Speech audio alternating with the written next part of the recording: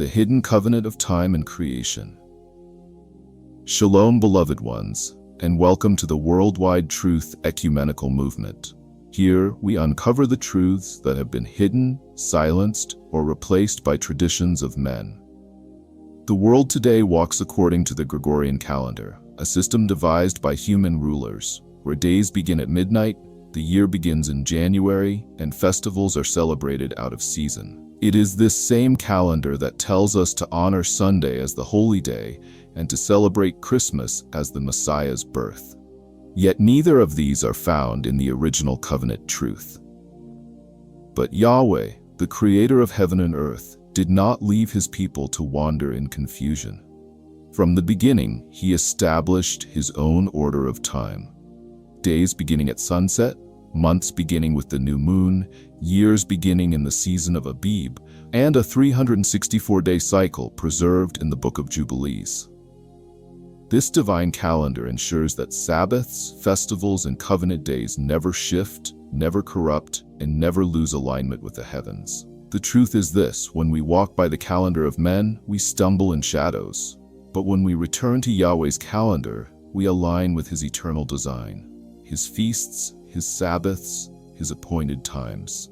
This is not just about dates on a page. It is about covenant. It is about worship. It is about walking in the rhythm of creation itself. At Worldwide Truth Ecumenical Movement, we call all nations to return to this foundation, to reject the counterfeit traditions, and to embrace the times and seasons that Yahweh himself ordained. For only in his order can we truly walk in covenant life and prepare for the kingdom to come. We must understand the foundation of time itself as Yahweh intended. The world today walks by the Gregorian calendar, beginning its year on January 1st and counting its days from midnight. This calendar, devised by men, is disconnected from the cycles of creation. But Yahweh's calendar, as revealed in Jubilees, is a 364-day year, divided into 4 equal portions of 91 days. It is a flawless reckoning by which Sabbaths and festivals never shift, never corrupt, and never lose alignment with the heavens. It is the rhythm of creation, guarded by angelic watchers, entrusted to Adam, Noah, Abraham, and Moses, but forgotten by the nations. In Yahweh's order, days begin at sunset, and there was evening, and there was morning, the first day, Genesis 1:5. Months begin with the new moon, Rosh Chodesh, and years begin in Abib, Nisan, March, the season of deliverance. Observing time this way is not a technical matter, it is a covenantal act. To walk in Yahweh's calendar is to align with his eternal design, ensuring Sabbaths, feasts, and covenant days are kept in their true seasons. Anything less is to stumble in shadows.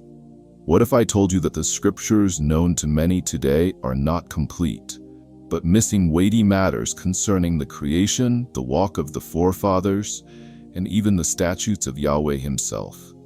The Book of Jubilees, preserved in the Ethiopian scriptures and long concealed from much of the Christian world, declares to unveil hidden accounts restoring the original order of creation, revealing Yahweh's eternal calendar, and confirming his covenant dealings with mankind from the beginning. This ancient scroll, also called Little Genesis, dares to speak what was silenced. It tells us plainly that the calendar of the nations is broken, and that only Yahweh's appointed order can govern the times and seasons of covenant life.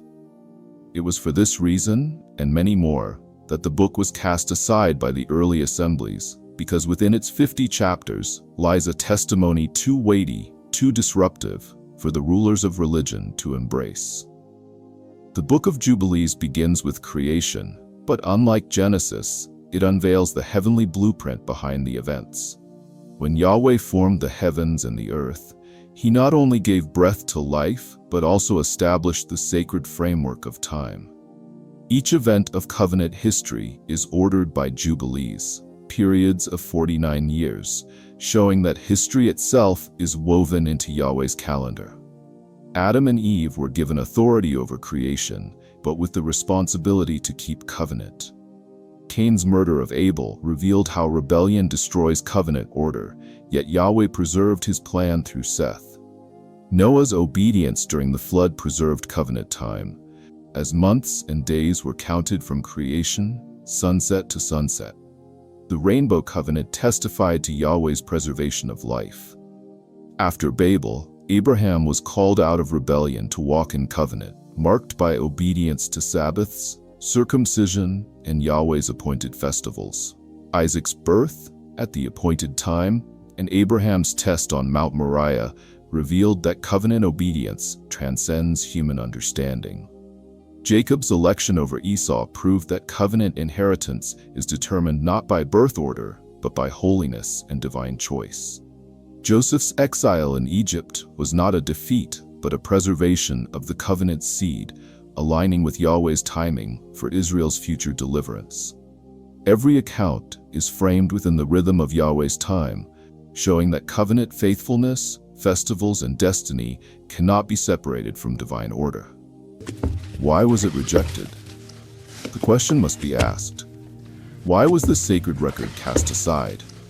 Because the Book of Jubilees exposes a truth that shakes human systems. The nations and even religious institutions have abandoned Yahweh's calendar.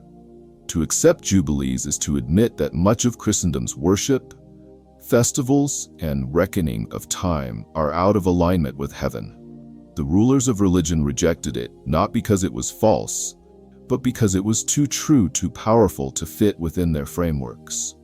Spiritual principles of Jubilees. 1. Covenant preservation depends on obedience. Time and festivals are divine tools, not human inventions. 2. Separation from rebellion and alignment with Yahweh's timing position us for covenantal blessing. 3. Faithfulness in Yahweh's time ensures covenant inheritance. Divine provision follows obedience. 4.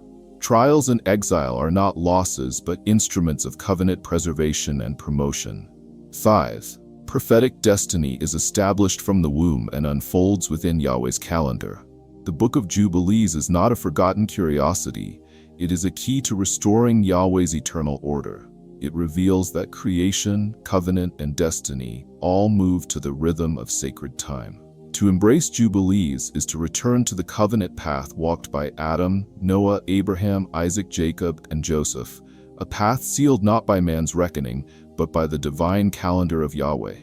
This is why the scroll was hidden. This is why it is rising again in these last days. The Spirit is calling Yahweh's people back to the ancient order of time, back to the festivals and jubilees, back to the covenant heartbeat of creation. And behold, Jubilees opens with a deeper revelation. On the first day, even before the earth took form, the angels were created. These messengers were set in place as governors over creation, keepers of the times and seasons, and witnesses of Yahweh's majesty from the beginning. The scroll of Jubilees declares that the messengers of Yahweh were appointed unto their stations with holy charge. Some were set over the winds and the lights of heaven, others over the seas and the fountains, and others as heralds and guardians of Yahweh's commandments. These appointed ones uphold the order of creation, that the sun, the moon, and the stars might not depart from their paths, but walk in the ordinances set by the Most High. For Yahweh decreed that the sun shall keep its course by the divisions of the seasons, that his creation might stand in harmony with his will. And behold, Jubilees, the measure of 2 nines, proclaims that these messengers do not only watch over the sons of Adam, but also govern the very fabric of time. And when men forsake Yahweh's appointed times, chaos rises, and the order of the world is shaken. This is the burden carried throughout the writings of Jubilees. One of its most contested sayings is this, that the nations, and even Israel in her wandering, turned aside to a false reckoning of days, walking after the moon. But the true order, says Jubilees, is the reckoning of the sun, for it is perfect before Yahweh. The year is appointed at 364 days, 52 complete weeks. Each season, spring, summer, autumn, and winter, holds 13 weeks, 91 days apiece, that the Sabbaths and Yahweh's appointed feasts may never be moved from their place. This divine order of time mirrors with great likeness the Ethiopian reckoning that yet endures in the earth. Their year is counted in 13 months, 12 months of 30 days, with an added portion called pagum of 5 or 6 days, that the measure of the year may be fulfilled. Could it be that this ancient calendar is among the few remnants in the earth that still bear witness to the sacred time revealed in the Scroll of Jubilees? The Scroll of Jubilees declares that the reckoning of the moon, embraced by the nations and even by Israel in her wandering, is a corruption of the holy order of Yahweh. The lunar count is unstable, shifting the months and profaning the set-apart feasts. Thus it is written, "There will be those who surely make observations of the moon, but they will disturb the seasons and make an abominable day the day of testimony." Jubilees 6:37. To walk after the moon is not a small error, but disobedience itself, a turning aside from the will of the Most High. Yet the book proclaims a return. By embracing the solar order of 364 days, mankind may again walk in the divine rhythms appointed at creation. In this pattern, the appointed times never wander, the Sabbaths never shift, and Yahweh's feasts remain in their proper places. The scroll also reaffirms the six-day creation, yet opens a deeper mystery concerning the first Sabbath. For on the seventh day, Elohim not only rested but sanctified the day as a covenant forever, binding both man and the hosts of heaven. Thus the Sabbath is revealed as the very foundation of time, an eternal law that governs the cycles of weeks and even the greater Jubilee cycle of 49 years. In these cycles lie the design of release, renewal, and restoration for the land, for mankind, and even for the angelic hosts. For he sanctified the seventh day and blessed it for all time as a sign of holiness for all his works. Jubilees 2:1. Jubilees also unveils that Adam was formed on the sixth day, as Genesis records. Yet more is shown.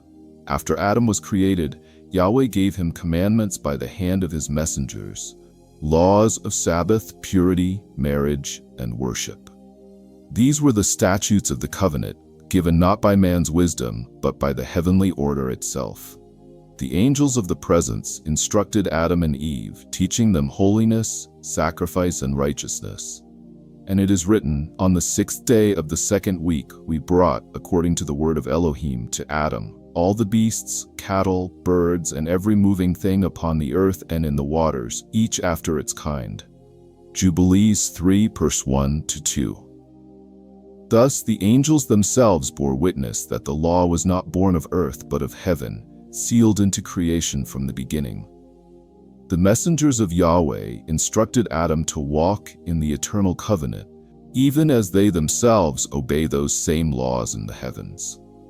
Could it be that the commandments of Yahweh were entrusted unto man from the very beginning, long before Moshe ascended the mount to receive the 10 words?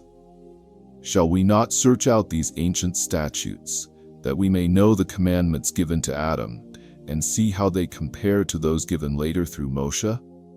After the fall of Adam and Hava, the Scroll of Jubilees opens further light concerning their sons. While Genesis records the murder of Abel at the hand of Cain, Jubilees reveals the greater consequence that this act was the first great transgression of Yahweh's law, bringing spiritual corruption upon all flesh. Yet even in judgment, Yahweh preserved the righteous line through Shet, Adam's third son, who walked in obedience to the laws taught by the holy messengers. Through him the covenantal line was established, preparing the way for Noah, a righteous man in his generation. The story of Noah and the flood is well known, but Jubilees discloses more. It shows not only the ark and the survival of the remnant, but the covenant Yahweh established with Noah afterward, an everlasting word calling for purity, righteousness, and obedience to his laws. Before the flood, Jubilees bears witness to the corruption of the earth.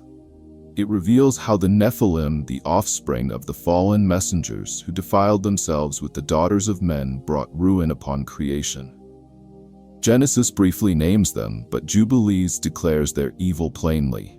And lawlessness increased upon the earth, and all flesh corrupted its way, men, cattle, beasts, birds, and everything that walks upon the earth. All of them corrupted their ways and their orders, and they began to devour each other. Jubilees 5:2. This decay was not born of mankind alone, but sprang also from the rebellion of the fallen ones, who brought forbidden knowledge and perverted the order of Yahweh's creation. Therefore Yahweh judged swiftly. The waters of the deep covered the earth to wash away all corruption. Yet Noah found favor, and his household was preserved, for they walked in righteousness. After the flood, Yahweh did more than promise never again to destroy the earth with waters. He established a renewed covenant with Noah, sealing it with laws of purity, sacrifice, and obedience, that mankind might remember the holiness of Yahweh and walk upright before him. The laws entrusted to Noah, later delivered in fullness to Israel, were given that mankind might walk in holiness and be kept from the corruption that brought forth the flood. For it is revealed in Jubilees that Noah was commanded to guard the Sabbath and to keep the same ordinances of sacrifice and purity that had been spoken to Adam. This covenant was a new beginning for the sons of men, yet it carried the same charge: remain steadfast in obedience, lest judgment return upon the earth. The scroll teaches that the sacrifices of Noah were not innovations of man, but echoes of the heavenly pattern, later confirmed in the Torah of Moshe. He was instructed in the manner of burnt offerings, the sanctity of the altar, and the cleansing of body and spirit before Yahweh. Thus, even before Sinai, righteousness was measured by obedience to the eternal statutes of Elohim. And when the generations passed, the Most High called forth Avraham. In the book of Genesis, the call is heard when he is told to leave Ur and journey to the land of Canaan. Yet the scroll of Jubilees unveils the deeper root of his faith. For Avraham as a youth dwelt in the house of Terach, his father, who bowed before the works of men's hands. But Avraham's spirit was stirred against the folly of idols. And he said, "My father, tell me, what is this image that you worship?" And seeing it was but stone, Avraham's heart burned within him. He took the images, broke them, and set them aflame before the eyes of all, then fled into the wilderness, seeking the face of the living Elohim. Thus, Jubilees presents Avraham not only as a sojourner of faith, but as a reformer, raised up against the gods of wood and stone. His bold defiance became the sign of the covenant people who would be called to cast away idolatry and cleave unto Yahweh alone. And herein lies the mystery. Avraham walked in the statutes of Elohim long before the Torah was given to Moshe, proving that the law was not born at Sinai, but was established from the beginning and revealed in every age through Yahweh's chosen. In the book of Genesis, Avraham is remembered chiefly for the covenant of circumcision, given in Bereshit 17. Yet the scroll of Jubilees unveils a greater testimony. Avraham had already kept the Sabbath, offered sacrifices, and walked in purity according to the laws that men ascribe only to Moshe. For these commandments were not born at Sinai, but were delivered from the beginning, passed down by the hand of the messengers from Adam to the patriarchs. Avraham was taught by the angels the things inscribed upon the heavenly tablets, which are Yahweh's blueprint of creation, bearing the ordinances of heaven and earth. Thus, his obedience was not of private devotion only, but part of a cosmic order in which angels and men alike are governed by Yahweh's decrees. Among these, the covenant of circumcision shines forth as central. In Bereshit 17, Elohim commands Avraham to circumcise himself and every male of his house as a sign of the covenant. Yet Jubilees reveals a deeper mystery. Circumcision was no new command, but an eternal law written in the heavenly tablets since the foundation of the world. As it is written, and this law is for all the generations forever, and there is no circumcision of the days, and no passing over one day out of the 8 days, for it is an eternal ordinance, ordained and written in the heavenly tablets. Jubilees 15:25. Thus, circumcision is not a mere sign for Abraham's seed, but an eternal alignment with the cosmic laws of Yahweh. The Akedah, the binding of Yitzhak, remains one of the most fearsome tests recorded in the Torah. Bereshith 22:1-19. Genesis declares it as a trial of Abraham's faith, yet Jubilees unveils the warfare behind the veil. For the adversary, called Mastema, stood to accuse and sought Abraham's downfall. He whispered the test before Yahweh, desiring to prove Abraham unfaithful. Thus, the trial was not only between Abraham and Elohim, but a battle in the unseen realm, wherein the faith of the covenant father was weighed against the schemes of the accuser. In this, Jubilees lifts the veil to show that Abraham's obedience was part of a far greater struggle.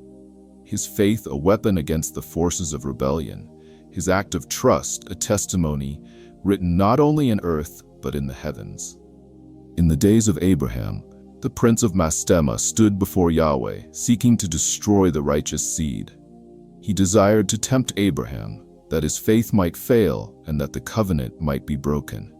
Yet Yahweh allowed the trial, not for Abraham's destruction, but to reveal his steadfastness before heaven and earth. And when Abraham stretched forth his hand to slay Yitzhak, the messenger of Yahweh stood before him and before Mastema, saying, "Lay not your hand upon the lad, neither do anything unto him, for now I have shown that he fears Yahweh." Jubilees 18:10. Thus it was revealed that the righteousness of Abraham is greater than the accusations of evil, and the covenant cannot be overthrown, for in Yahweh's design, the faithful always overcome the schemes of darkness. Jacob and Esau, a cosmic prophecy. Before the children were born to Rivkah, Yahweh spoke, saying, "Two nations are in your womb, and two peoples shall be separated from your body. One people shall be stronger than the other, and the elder shall serve the younger."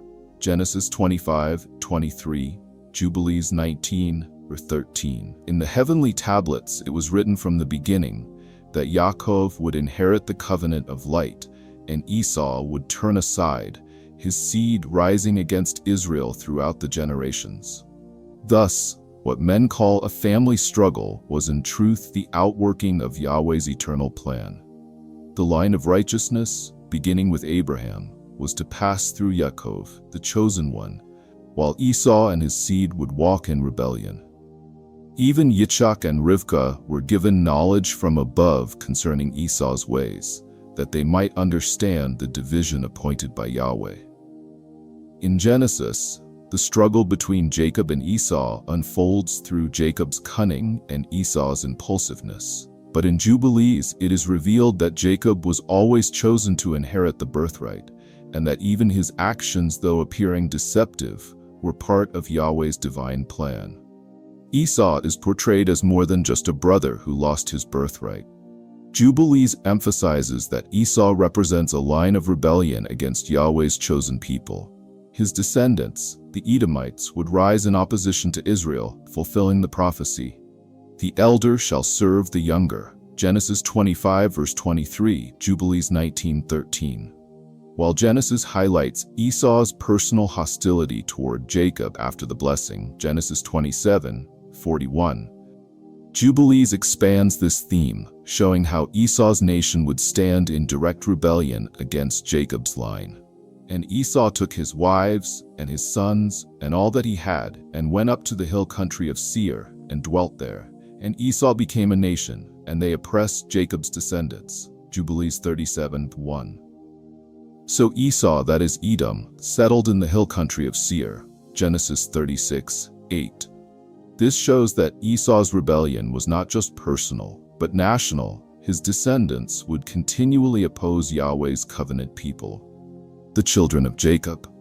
One of the most significant moments in Jacob's life is when he receives the blessing from his father, Isaac.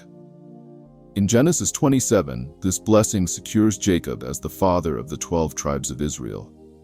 But Jubilees goes deeper, revealing that Jacob also received the continuation of Yahweh's divine laws first entrusted to Abraham. After Jacob receives the blessing, Yahweh and his angels reveal the ordinances that Jacob and his seed must keep: the Sabbath, purity laws, and the sacred calendar. Jacob is portrayed not only as heir of the promise, but as the keeper of the covenant laws, tasked with ensuring that his descendants walk in Yahweh's ways. And Yahweh appeared to him by night and said, "I am Yahweh, the Elohim of Abraham your father, and the Elohim of Isaac. The land on which you are lying I give to you and to your seed, and your seed shall be as the stars of heaven."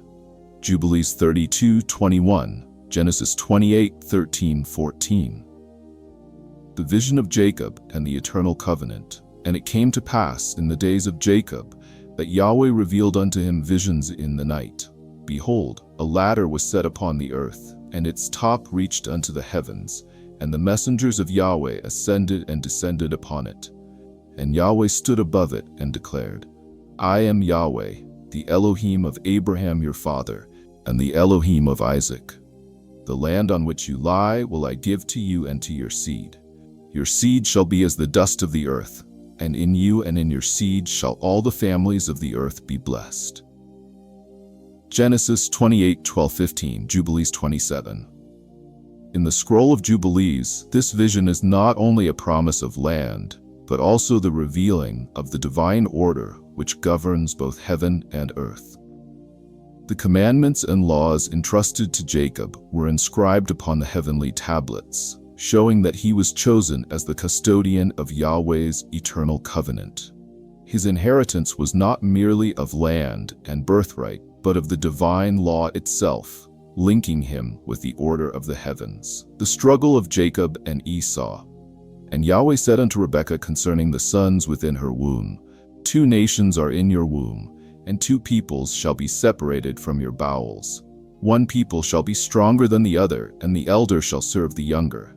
Genesis 25 verse 23, Jubilees 23:19-13. Thus it was revealed that the rivalry of Jacob and Esau was not a mere household matter, but part of the greater design of Yahweh. For Jacob was appointed to bear the covenant of righteousness, while Esau was shown to turn aside into rebellion. Jubilees proclaims that from Esau would arise nations who would stand against the seed of Jacob, and that enmity would endure from generation to generation, even unto the last days. And Jacob journeyed unto Egypt to Joseph his son, and Esau's sons remained in Edom. From that day forward, the hostility between the nations was established. Jubilees 45:3, Genesis 33 verse 16. This enmity foreshadows the ongoing war between the children of light and the children of darkness, between Yahweh's chosen and the nations of rebellion. The 12 sons of Jacob, and Yahweh ordained the births of Jacob's sons through Leah, Rachel, Bilhah, and Zilpah. Reuben, Simeon, Levi, Judah, Dan, Naphtali, Gad, Asher, Issachar, Zebulun, Joseph, and Benjamin were not born by chance, but according to Yahweh's appointed times. Jubilees testifies that their births were aligned with the sacred calendar of heaven, showing that Israel was brought forth not merely by flesh, but by divine order. Thus Jacob became not only the father of 12 tribes, but the bearer of Yahweh's government upon the earth. Through him was established a nation called to walk in holiness, bound to the heavenly tablets, destined to endure conflict with Esau's seed until the appointed end, when Yahweh shall bring judgment and establish his everlasting reign. The book of Jubilees emphasizes that each son of Yaakov, Jacob, was born according to the divine schedule, making their births part of the greater cosmic plan. And the wives of Yaakov and his maidservants bore him 12 sons, each according to the time appointed by Yahweh, and their destinies were inscribed upon the heavenly tablets. Jubilees 28:12. In Bereshith, Genesis 29-34, we see the narrative of the births of these sons. Yet, Jubilees stresses that their arrival was preordained, written beforehand in the heavenly tablets, revealing that the 12 tribes were not merely an outcome of human story, but a predestined covenant design of Yahweh for the world. One pivotal moment comes with Reuben, Yaakov's firstborn, who forfeits his birthright after committing sin. And it came to be, when Yisrael dwelt in that land, that Reuben went and lay with Bilhah his father's concubine, and Yisrael heard of it. Bereshith, Genesis 35:22. Jubilees expands, declaring this was more than personal failure, it was a violation of Yahweh's eternal laws established long before. His transgression disqualified him from the firstborn's honor, opening the way for Yehuda, Judah, and Lui, Levi, to rise in divine order. Because of his sin, the firstborn Reuven was not reckoned as first in the inheritance, but Yehuda was chosen as prince over his brothers, and Lui was set apart for the priesthood forever. Jubilees 33:10. This aligns with the prophetic blessing. Reuven, you are my firstborn. Unstable as water, you shall not excel. Yehuda, you are he whom your brothers shall praise. The scepter shall not depart from Yehuda, Lui. Your Thummim and your Urim belong to your kind one. Bereshith, Genesis 49:3-4, 8-10. Devarim, Deuteronomy 33:8. Thus, Yehuda was raised as tribal leader in Yahweh's eternal plan, and Lui consecrated for the priesthood, not as a mere tribal duty, but as a heavenly mandate written before time on the tablets of the Shamayim, heavens. Later, Yahweh confirms this through the line of Aharon and Moshe, and you shall bring near to yourself Aharon your brother and his sons with him, from among the children of Yisrael, to serve as priests unto me. Shemoth, Exodus 28:1. In Yahweh's Bible, Jubilees helps us see the priesthood of Lui and the kingship through Yehuda were not chance events but eternal decrees woven into the heavenly order of Yahweh's covenant design. The priestly role of Levi and the cosmic order in Yahweh's plan. According to the Book of Jubilees, Levi was chosen by Yahweh to be the spiritual leader of the tribes of Israel. He was entrusted with the sacred task of ensuring that the divine laws written on the heavenly tablets were observed by every generation. Levi's priesthood was not an accident of history, nor a temporary assignment, but a cosmic decree, a role woven into the eternal order of heaven and earth.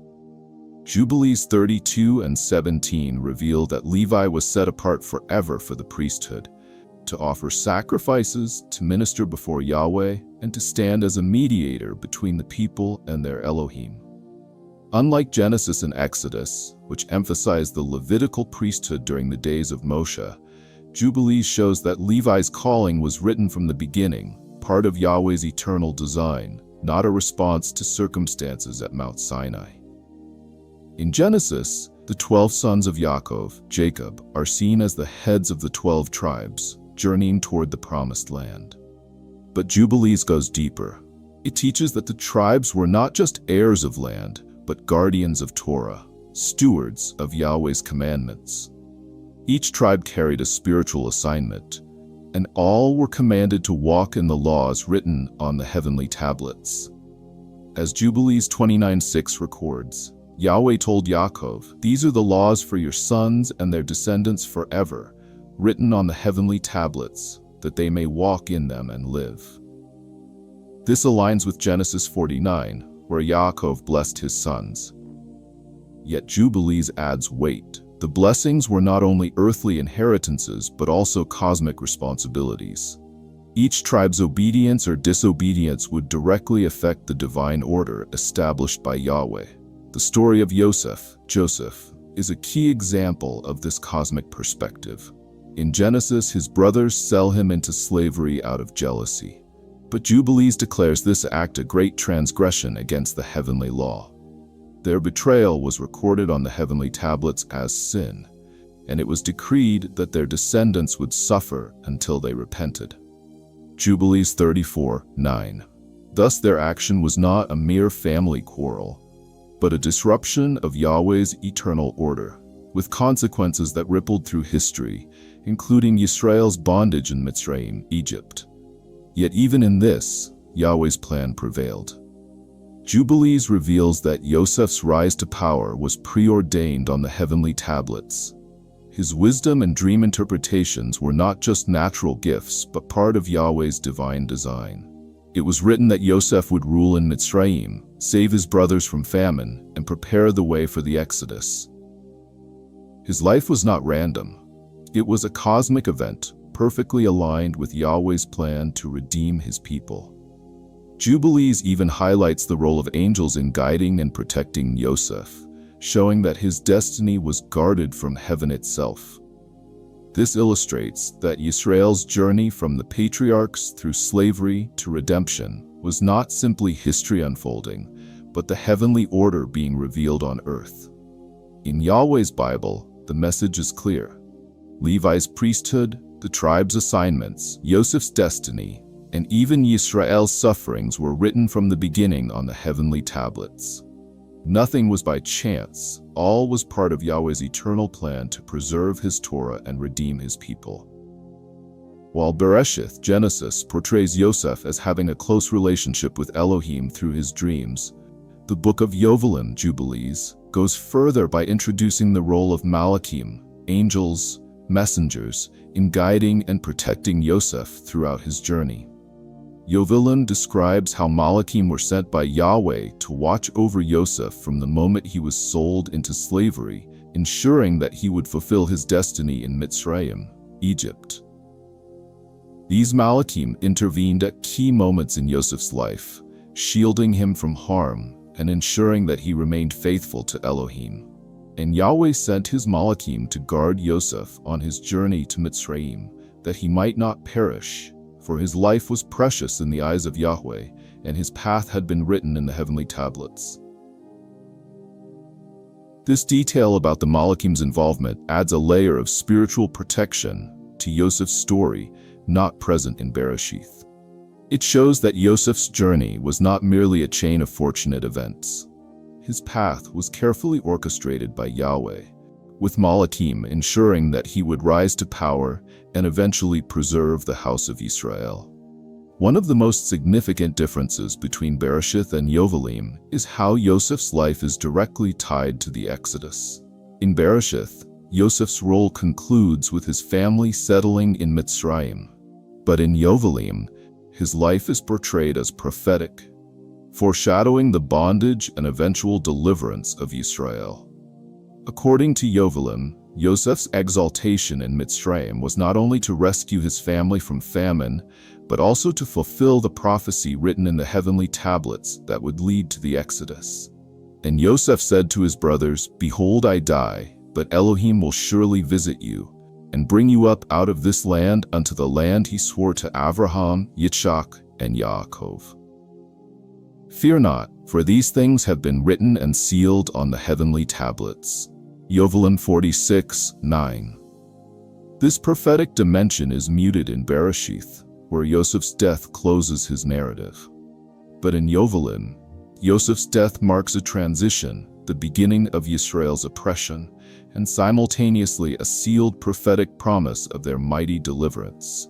His life becomes a bridge into the cosmic redemption plan of Yahweh that would be revealed through the Exodus. In Bereshith and Shemoth, Exodus, Israel's enslavement is traced to a new pharaoh who did not know Yosef and began to oppress them. Shemoth 1:8-14. Yet Yovelim reveals this not as chance, but as divine decree, pre-recorded in the heavenly tablets. Yahweh had already declared their bondage, and it was part of his sovereign design to demonstrate his power in redemption. And it was written upon the heavenly tablets that they would be afflicted in Mitzrayim, but Yahweh would bring them out with a strong hand, with signs, wonders, and great power. Thus, Yosef's journey was not just about saving his brothers, it was a link in the eternal covenant plan of Yahweh, leading his people from preservation to prophecy, from bondage to freedom, and ultimately to the covenant at Sinai. The cosmic battle of the Exodus, Yahweh's glory revealed. The book of Jubilees 48-49 reveals that Israel's time in Egypt was not only a historical struggle, but part of a greater spiritual narrative, ordained for Yahweh's glory. Their enslavement and eventual deliverance were written into the eternal plan of Yahweh, established on the heavenly tablets before the foundation of the world. Exodus records Yahweh's mighty hand, sending plagues upon Egypt. Exodus 7-12. But Jubilees unveils the hidden dimension of spiritual warfare. The oppression of Israel was fueled not merely by Pharaoh's pride, but by Mastema, the adversary, who hardened Pharaoh's heart and stirred Egypt to intensify Israel's suffering. And the prince of Mastema stood against them, to destroy them with hard bondage, and to cause them to forsake their faith in Yahweh. Jubilees 48:9. Thus, Israel's bondage was not just political, it was a cosmic conflict. Evil sought to break Israel's faith, but Yahweh's power prevailed. The plagues were not only punishments, they were judgments against Egypt's gods and the fallen powers behind them. And Yahweh sent the plagues upon Egypt, not only to judge Pharaoh, but to show that the gods of Egypt were nothing before him. Jubilees 48:11. Every plague struck down the spiritual rulers of Egypt, proving that Yahweh alone reigns over heaven and earth. Even more, the timing of the Exodus was preordained. According to the heavenly tablets, Yahweh set the appointed time of deliverance from the beginning. On the 14th day of the first month, at the appointed time, Yahweh would bring Israel out of Egypt. This was written and sanctified from creation. Jubilees 49:1. This connects the Exodus to the divine calendar of Yahweh, showing that Israel's redemption was not a reaction to suffering, but a fulfillment of the eternal plan of Yahweh's order. And when Israel received the Torah at Sinai, Jubilees reminds us that the laws were not newly made, they were already inscribed on the heavenly tablets, kept from the beginning for both angels and mankind. Therefore, the Exodus is more than a story of liberation. It is the manifestation of Yahweh's eternal purpose, the triumph of his power over all false gods, and the alignment of his people with his cosmic order. The Book of Jubilees reveals that Moshe was not the source of the Torah, but only the vessel through whom Yahweh caused it to be given. The Torah was not a set of rules designed merely for Yisrael, but rather it is part of Yahweh's eternal order that governs the heavens and the earth. Long before Mount Sinai, the Torah was already written upon the heavenly tablets, ordained before the foundation of the world, to guide the generations of the children of Yisrael. Yovelim, Jubilees 6-17. Where Shemot, Exodus, records the dramatic giving of the Torah at Sinai, Yovelim presents it as part of Yahweh's eternal design. The commandments were already inscribed in heaven, awaiting their appointed time to be revealed to Moshe and the nation. One of the most remarkable revelations of Yovelim is that the Torah was being observed long before Moshe. While the scriptures call Avraham, Yitzchak, and Yaakov righteous, Yovelim declares that they were already keeping the Shabbat, offering sacrifices, and walking in the statutes of Yahweh. The Torah, therefore, was not a new covenant at Sinai, but a restoration of the eternal laws given from the beginning. The patriarchs received these commandments through divine revelation and the messengers Malachim of Yahweh. Avraham, for example, is described as keeping the Shabbat, obeying the dietary laws, and circumcising his sons, all according to what was written on the heavenly tablets.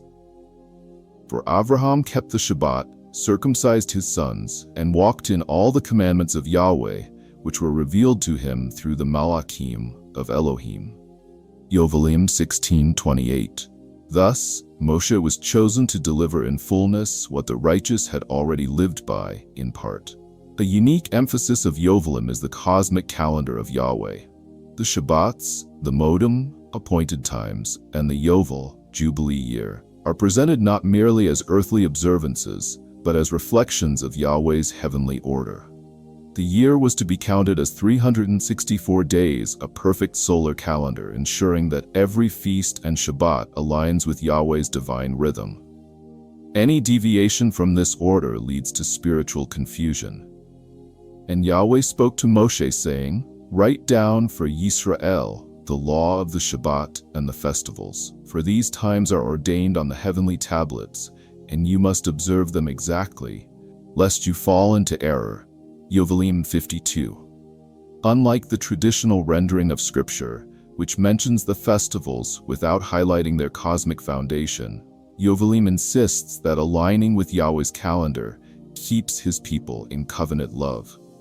To obey his time is to live in harmony with his eternal plan. While the Torah given through Moses in the Scriptures is declared unto Yisrael, the book of Yovelim, Jubilees, reveals that these laws are eternal, written on the heavenly tablets, binding not only upon Yisrael but upon all generations, even the Malachim, angels.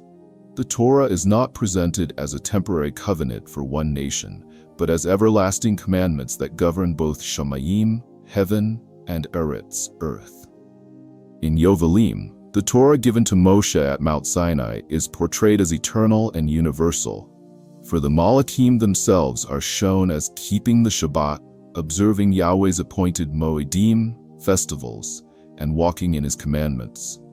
This means that the Torah is not merely Israelite custom, but the very fabric of Yahweh's cosmic order. And the Torah that was given to Moshe on Mount Sinai is eternal and will be observed in heaven and on earth. The Malachim keep the Shabbat, and the righteous shall guard the commandments forever. Yovelim 15:13. Unlike the traditional scriptures which highlight the covenant between Yahweh and Yisrael, Yovelim shows the Torah as a divine reality binding all creation. The destiny of Yisrael, too, is not left to chance, but is inscribed upon the heavenly tablets from the beginning. Their exile, their restoration, the rise and fall of nations, and the judgment of the world are written beforehand in Yahweh's calendar. And all that shall come upon Yisrael was written on the heavenly tablet, from their rebellion to their redemption, and the times appointed for their deliverance were fixed long ago. Yovelim 23:32. Thus, history itself is revealed as prophecy, unfolding according to Yahweh's preordained order. Even the end of days is shown in detail. The Malachim of Yahweh execute judgment upon the nations, separating the righteous from the wicked. Mastema, chief of the unclean spirits, will be bound and cast into the abyss, awaiting his final destruction.